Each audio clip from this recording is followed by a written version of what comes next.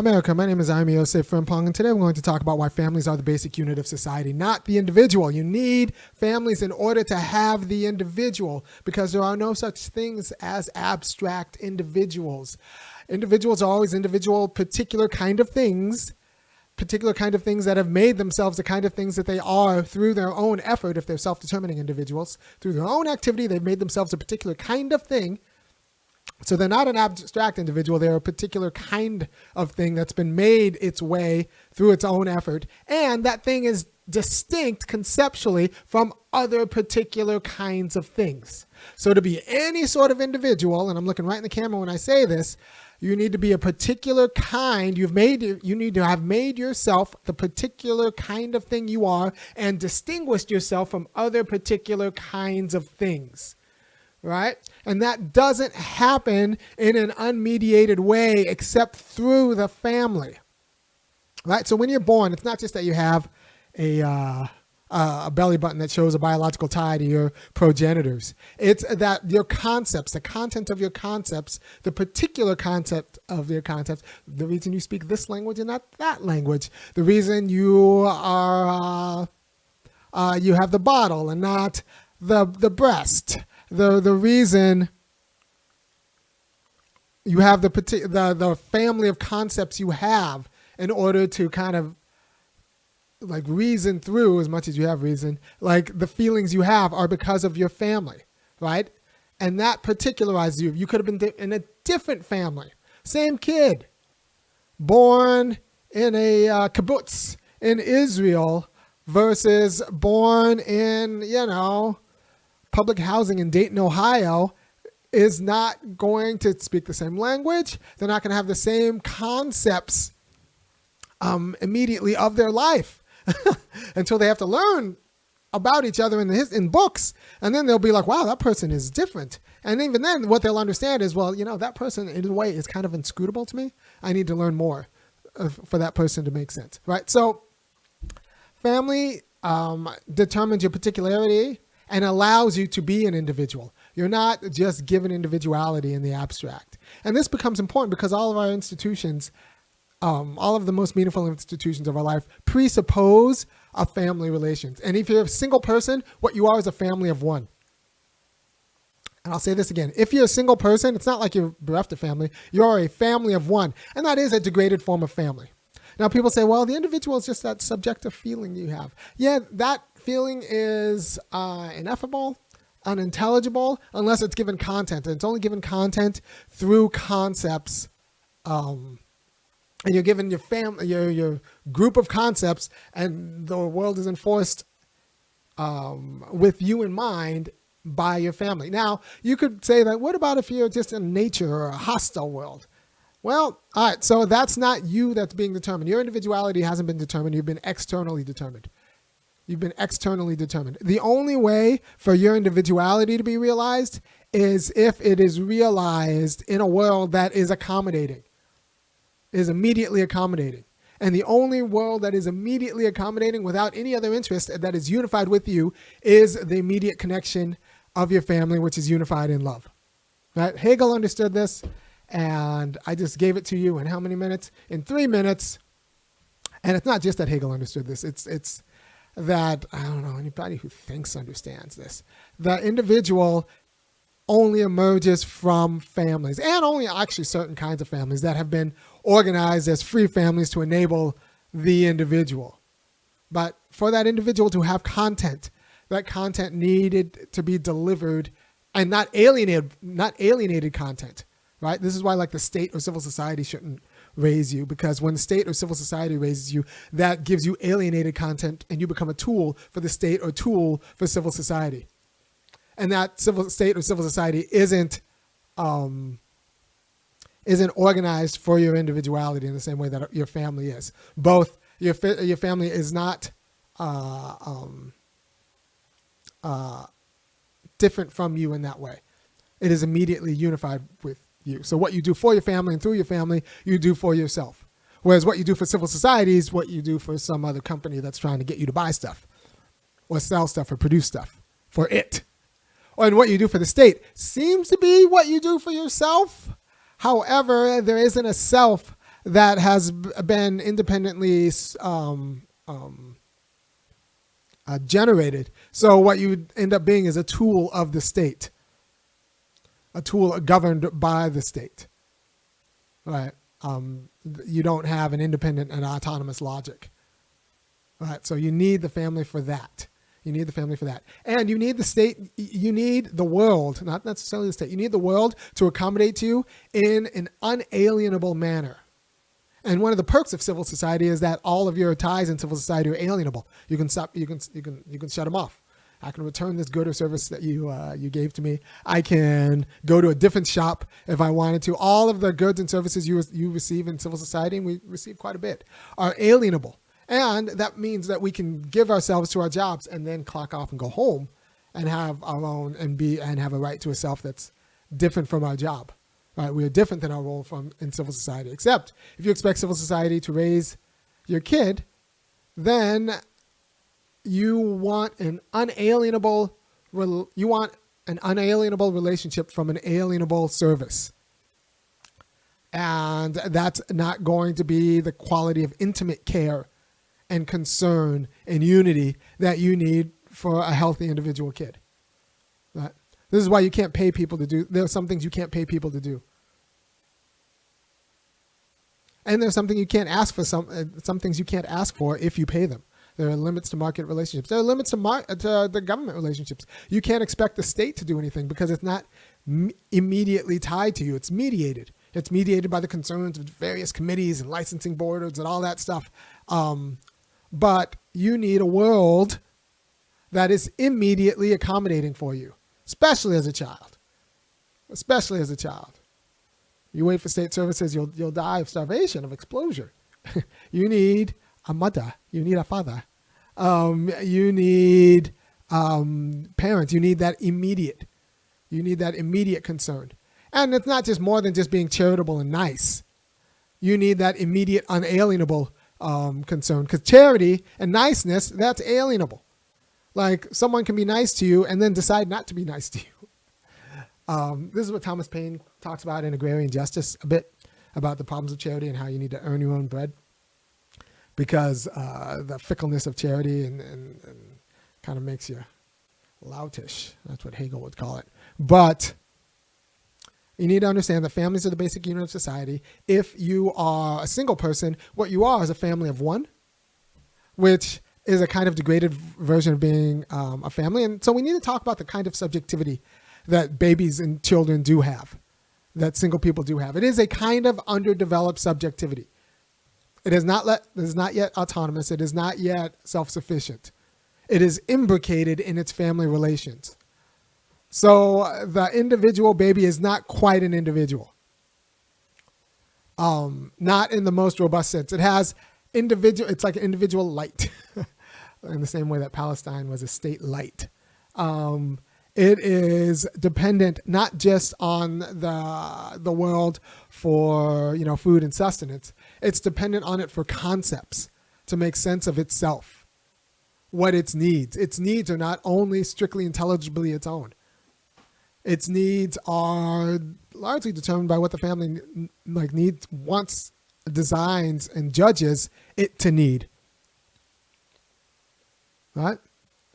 So we need to understand that, and as a matter of biology, it's just a kind. It's not an individual yet, or it doesn't think it's individual thoughts. So we need to understand that the subjectivity of children, and honestly, of even adults, insofar as they're a family of one, is underdeveloped. It can't find expression. Because there are those nooks and crannies that you need an unalienably accommodating world to account for, right? So, Unserious Commentary says, this is a comment, how might civil society account for degraded nuclear families as a result of interfamilial failures, such as abuse, addiction, and external fragmentation, not divorce? All right, so civil society, and that's the market-based institutions through which we accommodate each other, it allows us to live a certain kind of way of life. And the idea of that you would take, and it's a certain kind of way of life that is premised on being able to alienate your labor, your time, and the goods you make for civil society and receive from it. So it's a place where alienable goods are received and produced for each other. The problem is when you take that ideology to your spouse or your family, you start to think that your family are alienable goods, right? You want to start swapping out your mom for the mom down the street who bakes better cookies. Baby, I got to quit you, right? So that is a problem. That is a problem for taking the market mentality into family relations. You start wanting to swap out your kids. You start wanting to swap out your siblings or return one because you just don't feel like the thrill is gone and you don't really feel like you're in the mood anymore. But that's the thing with family, is that it's immediately accommodating without being alienable. It's kind of like your passport. You can leave, you can't alienate yourself from your passport. You can't just sell it to somebody else. Families are like that. But goods on the market in civil society that are bought and sold, another thing you can't do with a passport, can't sell it, are inalienable by design, and they allow a certain kind of freedom because they're inalienable. I'll say that again. Inalienable relations allow a certain kind of freedom because they're inalienable. And with family, there's no quarter. There is no space between you and your family members. And so that comes with a lot of power. I said before, I've said a few times when I used to teach classes, you can't really defend yourself against your spouse. So be very careful about who you marry, because one, you can't sleep with a gun under your pillow because you share the same pillow often. And two, your spouse is going to be able to poison you if your spouse wants you dead, you're going to die. If your spouse wants you dead, and you marry the kind of mercenary who would kill you. And you know what? I look at Akash Singh's wife, Akash the comic. His Jesseline, his wife, has been coming out with some spicy takes, and she would totally kill him if he. Those are the women who poison their husbands once they get old, stop earning, or things stop becoming convenient. Right? Market society screws up nuclear family so way. Also, market society screws up parents. Your kids don't accommodate you the way the market accommodates you. The kids accommodate you in a different way, but not the way that the market accommodates you. So if you're used to that kind of accommodation, then you're just not going to get it from your kids, and that's going to be a problem. Right? So I hope that, and civil society also has an ideological interest in getting you to think of all relationships as market-based relationships, because if you don't have a family, it's easy to get you to buy stuff. So if you think of everything as a market-based relationship, it's easier to get you to engage in market-based relationships. All right? So I hope that answers your question on serious commentary. By the way, if you appreciate what I'm doing, go ahead and go to www.funkyacademic.com. Kick in $5, $15, or $50. I want to, give you the quality of arguments and thought that help you make sense of your world. And today's insight is that you need to know that individuals are produced by well-constructed families, because you need the family to immediately accommodate you in your individuality and do so without quarter. And you work with old people or the infirm, and you just see that or even babies, there are just some things that family will do for you that you can't really pay people to do, and not pay people to do without massive amounts of guilt and shame, which is kind of an oppression. And that's what I do. So you have to be open to that. All right. So how can families that have market-based thinking unmuck themselves? That's a good question, because that's a question of our society. That's a question of no-fault divorce. That's the question. You need to actually understand what families are. You need to do it. It needs to be a self-conscious reflection. There is some way that which I go with therapists, and then the only person who could help the sick is the person themselves. You can only save yourself. Well, that is true to a certain extent, insofar as you need to be thinking the right ideas. You need to actually understand that there's a peculiar kind of freedom that can only come from an unalienable relationship. And that peculiar kind of freedom includes not having safe haven from the person you have a relationship with. They can help you in a way that's intimate that the other person can't. That nobody collecting a check and who can quit can. Right? So once you understand that, once you understand that families are for, what families are for, that they're immediately tied to you, and that they're immediately tied to you in an unalienable way.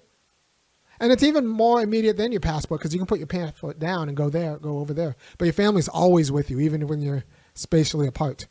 This is what Heidegger understood about distance. It's kind of all in your mind. Who's tall, what's far, what's heavy. These are all kind of relative judgments. Whether the earth is flat or round. These are all kind of relative judgments. Right? But so they're unalienable relations. They're unalienable relations. Have I been reading Orlando Patterson? You know, I did start his book on slavery to death, right? Freedom and Slavery. Gosh, what was it? I started it like 6 years ago. Orlando Patterson. Slavery and Social Death. Slavery and Social Death. You know what? I think I need to go back and finish it. I haven't been. But I did start it like a decade ago. But I do think that there is a quality of social death. Patterson says, to be free is to belong. Well, that's just true. Yes.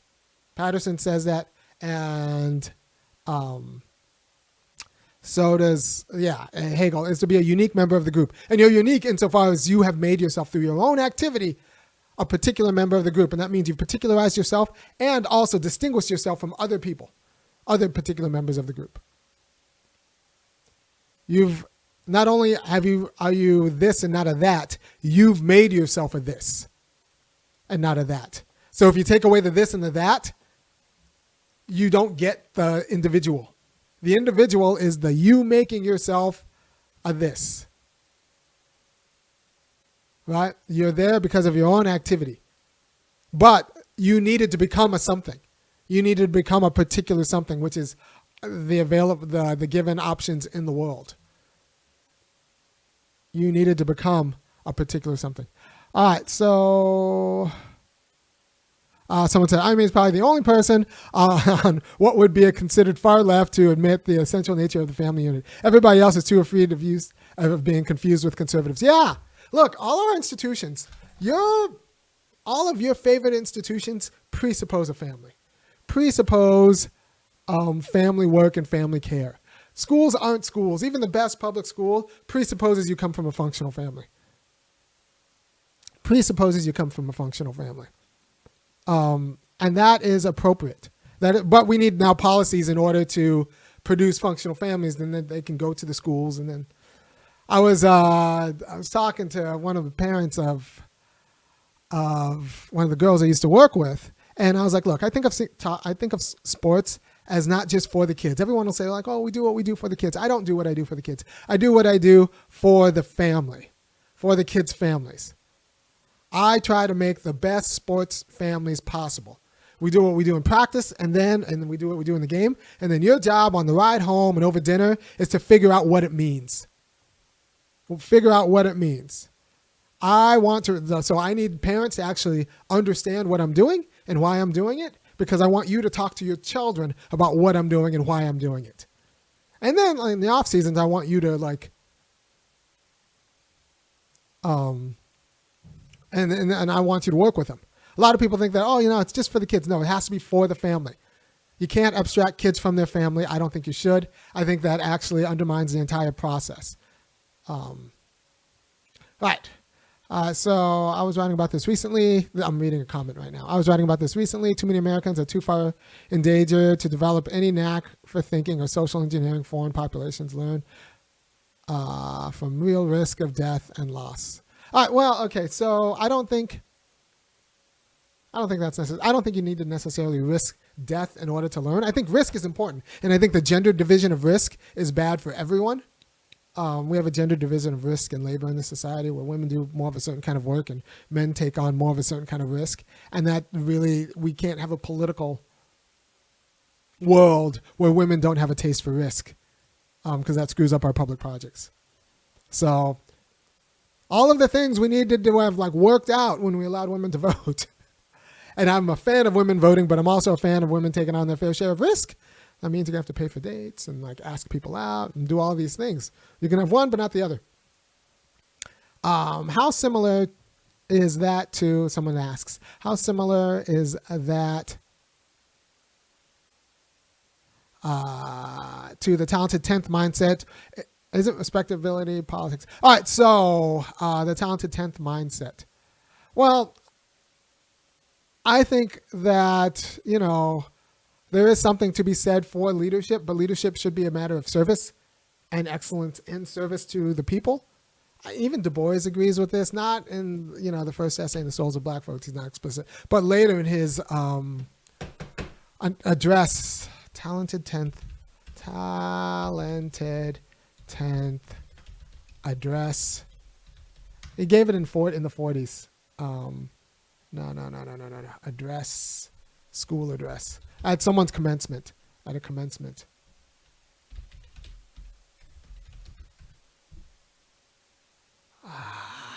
Someone help me out in the chat. There was a, no. He gave it in the 40s. It was a commencement. It was a commencement.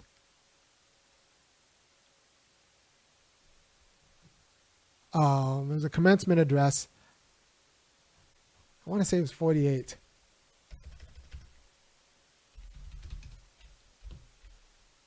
I don't know. He might have died in 48.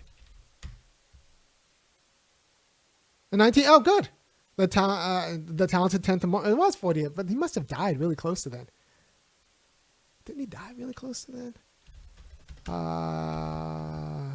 W.E.B. Du Bois. He died in 63. Oh, he was 100 years old. Nice work. Him and Winston Churchill. These guys live forever. So man, this guy made it like from Reconstruction all the way through to like. Oof, that's a life, man. All right, so, you know, you realize that, like, Harriet Tubman made it from, like, slavery to Reagan, and you just realize that we are not that far from some really kind of heinous ideas. All right, so what I want to go back to, I want to talk about the talented 10th of service. It was an address he gave in 1948 about, like, it's not just, like, IQ, it's the ability to actually see what the community needs and to minister to it in the appropriate way. That is how we are led. And that's something I agree with. And so far as we're led by anybody, it should be those who actually are really good at serving the community. All right, so, and then those people, if they're smart, aren't going to try to raise everyone's kids. They're going to get you to raise your kids as well as you can. I don't want to raise your kids. I want you to be better at raising your kids. You see the difference? I think that's important.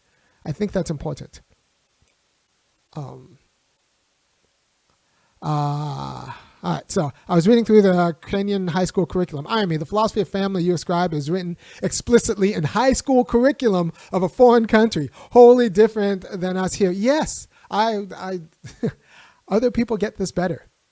Other people, and this is why it's funny, because when you read J.D. Vance's memoir, the Hillbilly Elegy, there's a section where he goes to Usher Vance's family, and he realizes what a functional family looks like.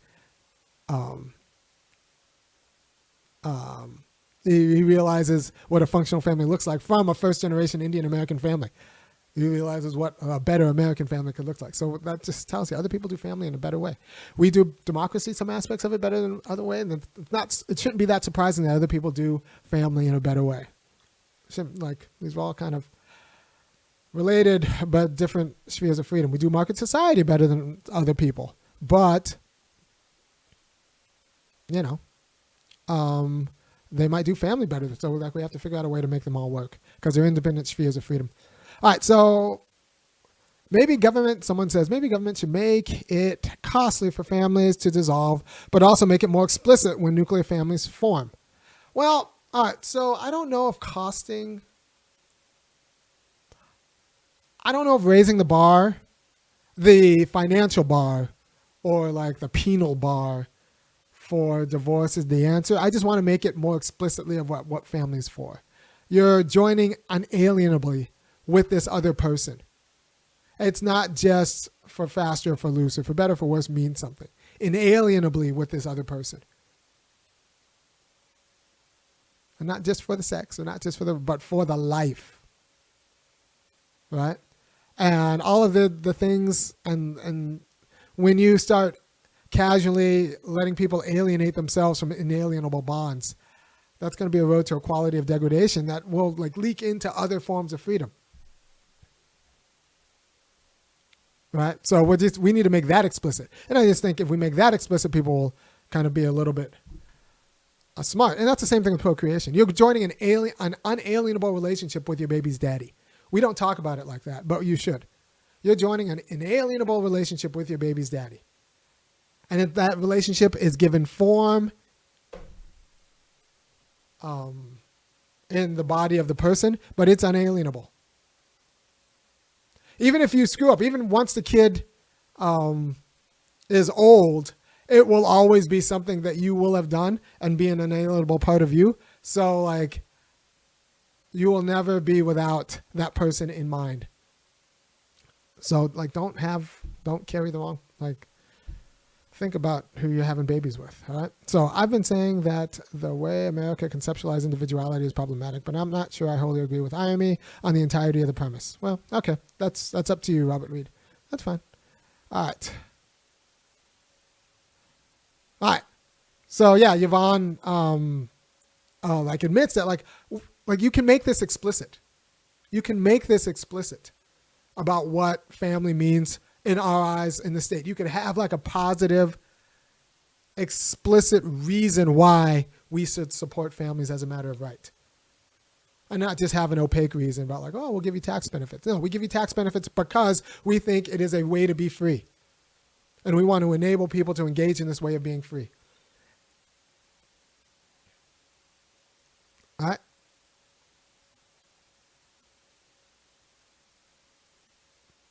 All right, I can say that, okay, so Robert Reed says, and this is important, I can say that to the extent that individuality exists, it's usually for the will of integrating and defining oneself inside of a community. That is true, but the community also has to not be alienated from you. Because you can, through your own will, integrate into like a slave plantation. Through your own will, you can integrate into a hostile market. But the only world that you can integrate into without it being in any way alienating or alienable from you is your family. So yeah, it is a form of willing your way into a special kind of community that allows you to be you in a way that you can't be on the job. Right? So, too many people hide behind respectability politics to justify radical individualism and behaviors that are destructive to families. Yeah, I mean, the idea is that you engage in respectability politics in order to get money and be liked by people who give you money because there's no other way for you to get money, and then maybe you use that money for your family, or you could just use that money to buy things. I'm not a very respectable guy. You can see that respectability politics don't particularly like me. It's funny. There's always some, a lot of the black women who get on me about having a non-black wife are also the black women who get on me about my hair. They get on me about maybe my lips being chapped. They're like, you people in the comments, gosh. Well, I might do a whole nother show on how Michelle Obama and Jasling Singh, Akash Singh's wife, are not given, non-white women in America a great look. Because, can you imagine raising... That'll be the title of the next show. I might just stop this stream and start another one, because that might be too much of a good show. Can you imagine raising kids with Michelle Obama? Can you what if she's wrong? Can you tell her that she's wrong about anything? So they're pretty much her kids. The outcome of Michelle Obama's kids are going to be her kids. It's got nothing to do with Barack. And then as soon as Akash Singh and his wife have kids, she's divorcing him because the kids are going to be mean to her. She's not going to be able to take it. She's going to take it out on him. He's going to say like, help the kids. She's not going to want to because the kids are like, have their own mind. And the kids have their own mind. And then that's like going to be the thing. That's going to be the thing. And like, cause she's not going to be able to, she's not used to other people, like having to accommodate immediately other people. And even if she like pays other people, at some point in time, you're going to have to like deal with your kid who's not accommodating to you. And then you're going to freak out on the kid. And then you're going to freak out on the husband. And then you're going to resent the husband for being better than the kid. Because I bet you Akash might be better with the kids than Singh will be, than Jasling Singh. So yeah, that's just a disaster waiting to happen. Raising kids with Jasling Singh or Michelle Obama would be a nightmare. And that's going to be the next show. Yeah, Patrick, piano player. Yeah, women aren't going to get me for a few different reasons. But the women who do, here's the deal. The women, like, first of all, when I, clean everything up, I'm actually a pretty decent looking guy. But surviving Michelle Obama, that would be, we got this with understanding Bobby Brown and Whitney Houston and the assumption that Whitney Houston would be the functional person, and then it turns out that Bobby Brown was, and then that kind of gave America a little bit of a shock. So yeah, here's the deal: the women who can get past the hair and are going to be the same women who could get past the arguments, which is why I need extra support for the guys here, because unlike someone like Nick Fuentes, I'm not just giving up on women.